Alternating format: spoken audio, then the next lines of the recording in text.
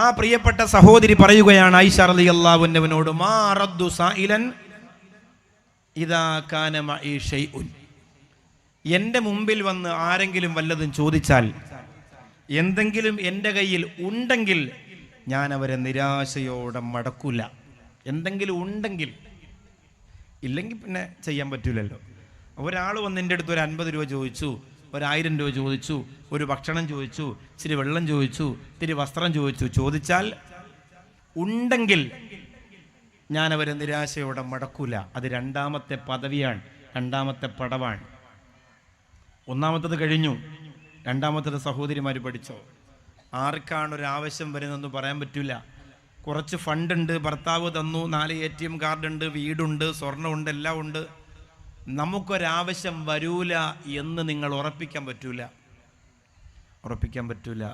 ലക്ഷക്കണക്കിന് രൂപയുടെ നാവ്. ഇപ്പോൾ ഈ വല്ലപ്പുഴ ഭാഗത്തൊരു പാട്ട് പാടുന്ന, എന്താ അവൻ്റെ പേര്, ജംഷാദാ, പാട്ട് പാടുന്നൊരു പയ്യനല്ലേ വെളുത്തിട്ട്. അവനിങ്ങനെ ഒരു ഫേസ്ബുക്കിൽ ഒരു വീഡിയോ ഇട്ടു. ഒരു കുഞ്ഞിൻ്റെ നാവ്, ദിൽഷാദോ, നാവ് മുറിഞ്ഞുകൊണ്ടിരിക്കുകയാണ് ഒരു കുഞ്ഞിൻ്റെ. ലക്ഷക്കണക്കിന് രൂപ ആവശ്യമുണ്ട്. ആ സഹോദരൻ പറയുന്നുണ്ട്, നിങ്ങളിത് കണ്ടാൽ നിങ്ങളുടെ അക്കൗണ്ടിൽ ഒരു പൈസ പോലും ഇല്ലെങ്കിൽ നിങ്ങൾ അയക്കരുത്, ഉണ്ടെങ്കിൽ നിങ്ങൾ അയക്കണേ. അത്രയ്ക്ക് ഗതിയില്ലാത്ത അവസ്ഥയിലാണ്, അത്ര പ്രയാസത്തിലാണ്, അത്ര സങ്കടത്തിലാണ്.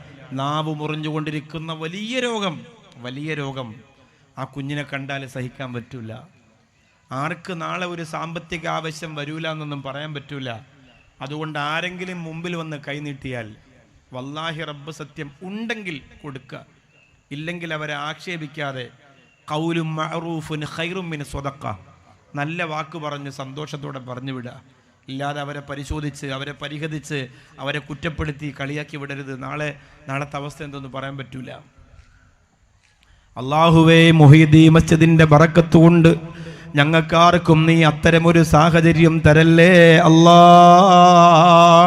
സ്വന്തം നാട്ടിലും സ്വന്തം മഹല്ലിലും കൈനീട്ടിയിട്ട് സാമ്പത്തികത്തിന് വേണ്ടി കൈനീട്ടുന്ന ഒരു ഗതികേട്, പൈസ ഇല്ലെന്ന് പറഞ്ഞ് മക്കൾക്ക് വേണ്ടി, സർജറിക്ക് വേണ്ടി ഹോസ്പിറ്റലിൽ കൊണ്ടുപോകാൻ വേണ്ടി ഗതിയില്ലാതെ അലയുന്നൊരവസ്ഥ ഒരിക്കലും നീ ഞങ്ങൾക്ക് തരല്ല അല്ലാ. മരുന്നുകൾക്കൊക്കെ തീതുപ്പുന്ന വിലയാണ്. പടച്ചവനെ നീ കാത്തിരക്ഷിക്കണേ അല്ലാ. വല്ലാത്തൊരവസ്ഥയാണ്. ഇപ്പോൾ സ്നേഹസാഗരത്തിൽ തന്നെ 10-70ഓളം ആളുകൾക്ക് നിരന്തരം അസുഖം വരുന്ന രംഗത്തെക്കുറിച്ച് നിങ്ങൾ ആലോചിച്ച് നോക്ക്. ഒരു ദിവസം 2-3 പ്രാവശ്യം ആംബുലൻസ് ഹോസ്പിറ്റലിൽ പോയി ഓടി വരുമ്പോൾ ചെറിയ അസുഖങ്ങളാണ്, അതിനുപോലും ഭാരിച്ച തുകയാണ് ഹോസ്പിറ്റലിൽ നമുക്കാകുന്നത്. അപ്പം അതുകൊണ്ട് അസുഖം ഒരു വലിയ ബുദ്ധിമുട്ടാണ്. പടച്ചവൻ നമുക്ക് പ്രതിസന്ധി തരുന്ന തരത്തിലേക്ക് അസുഖം തരാതെ അള്ളാഹു കാത്തിരക്ഷിക്കട്ടെ. അതുകൊണ്ട് നിന്റെ മുമ്പിലേക്ക് എന്തെങ്കിലും ഒരാവശ്യം ചോദിച്ചുകൊണ്ട് ആരെങ്കിലും വന്നാൽ അവരെ നിരാശയോടെ മടക്കരുത്. അള്ളാഹുവിന്റെ സ്വർഗം നിനക്ക് നിഷിദ്ധമാകും. നിരാശയോടെ മടക്കരുത്. ബഹുമാനപ്പെട്ട ഉവൈസ് ഇബ്നു ആമിറുൽ ഖറനി റളിയല്ലാഹു അൻഹു പാവപ്പെട്ടവനാണ്. നല്ല വസ്ത്രം ധരിക്കാത്ത, നല്ല ഭക്ഷണം കഴിക്കാത്ത, നല്ല വരിപ്പിൽ കിടന്നുറങ്ങാത്ത, നല്ല കൊട്ടാരത്തിൻ്റെ സുഖമറിയാത്ത, നല്ല ജീവിതത്തിൻ്റെ രസമറിയാത്ത, ആഡംബര ജീവിതത്തിൻ്റെ ആനന്ദമറിയാത്ത ഉവൈസ് ഇബ്നു ആമിറുൽ ഖറനി റളിയല്ലാഹു അൻഹു പ്രവാചക അനുരാഗത്തിന്റെ മൂർധന്യതയിൽ വീണുപോയ, അല്ലാഹുവിന്റെ റസൂലിന് വേണ്ടി ഹൃദയം പകർന്നു കൊടുത്ത, ലോക ചരിത്രത്തിൽ അത്രമേൽ പ്രണയമില്ലെന്ന് ഉറപ്പിച്ചു പറയാൻ പറ്റുന്ന വിധത്തിലുള്ള സ്നേഹക്കട്ടയായിരുന്നു ഉവൈസുൽ ഖർനി റളിയല്ലാഹു അൻഹു. അദ്ദേഹത്തിന്റെ ഒരു സംഭവമുണ്ട്.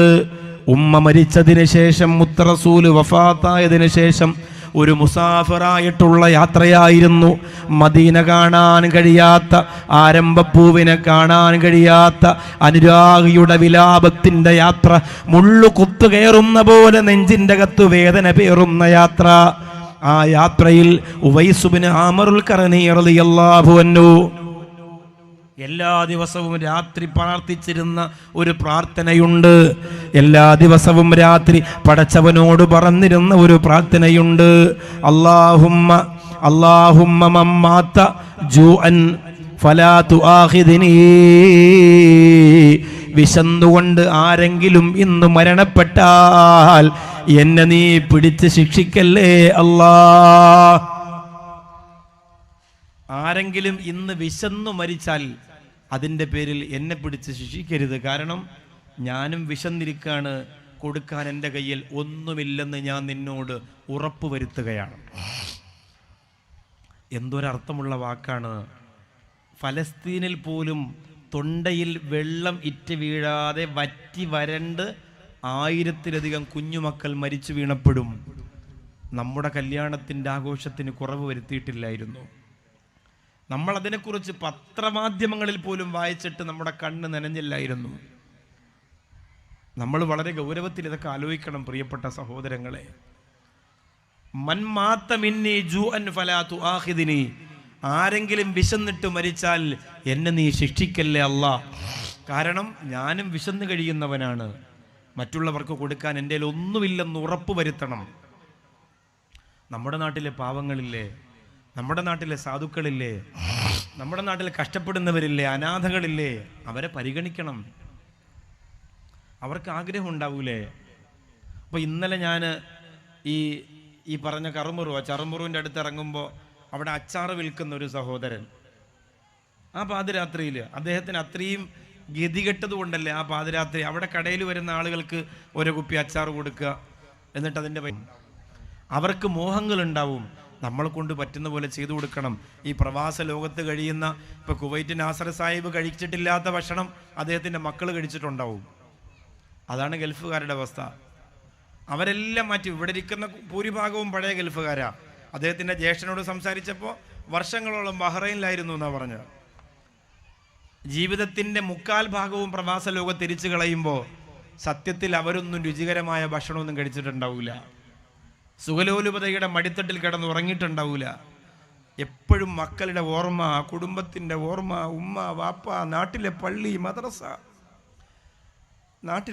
മദ്രസ, കോളേജ് ഒക്കെയാണ് അവരുടെ മനസ്സിലുള്ളത്. റിയാദിൽ നിന്ന് ഒരു KMCCയുടെ സഹോദരൻ വിളിച്ചിട്ട് പറഞ്ഞു, ഉസ്താദെ നിങ്ങൾക്ക് ഏറ്റെടുക്കാൻ പറ്റുമെങ്കിൽ ഒരാളെ ഞാൻ കൊണ്ടുവരാം. 45 വർഷം പ്രവാസ ലോകം തിന്നു തീർത്ത ഒരു ശരീരം. 5 വർഷം അദ്ദേഹം എന്തോ ഒരു വിഷയത്തിൽ ജയിലിലായി പോയപ്പോൾ അദ്ദേഹത്തിൻ്റെ ഭാര്യയും മക്കളും അദ്ദേഹത്തെ വേണ്ടാന്ന് പറഞ്ഞു. അങ്ങനെ അദ്ദേഹത്തെ തിരുവനന്തപുരം എയർപോർട്ടിൽ കൊണ്ടുവന്നാൽ സ്നേഹസാഗരത്തിൽ എടുക്കാൻ പറ്റുമെന്ന് ചോദിച്ചു. ഞാൻ പറഞ്ഞു 101 വട്ടം ഇൻഷാ അല്ലാഹ് എടുത്തിരിക്കും. അവർക്ക് നമ്മളെങ്കിലും ഭക്ഷണം കൊടുക്കണ്ടേ? അവർക്ക് നമ്മളെങ്കിലും ഒരു അഭയം കൊടുക്കണ്ടേ? നമ്മളെങ്കിലും ഒരു കിടക്ക, ഒരു വിരിപ്പ് വിരിച്ചു കൊടുക്കണ്ടേ? അതാണ് ഇപ്പോഴത്തെ കാലം. അതുകൊണ്ട് നാളെ നിങ്ങൾക്ക് എന്തോ ഒരു ആവശ്യം വരുമെന്ന് പറയാൻ പറ്റൂല. നിങ്ങൾക്ക് നാളെ ഏത് രോഗമാണ് വരുന്നതെന്ന് പറയാൻ പറ്റൂല. ഏത് പ്രതിസന്ധിയിലാ നിങ്ങളെ പടച്ചവൻ പരീക്ഷിക്കുന്നതെന്ന് അറിയാൻ പറ്റൂല. അതുകൊണ്ട് നിങ്ങളുടെ മുമ്പിൽ വരുന്ന പാവങ്ങളെ നിരാശയോടെ മടക്കി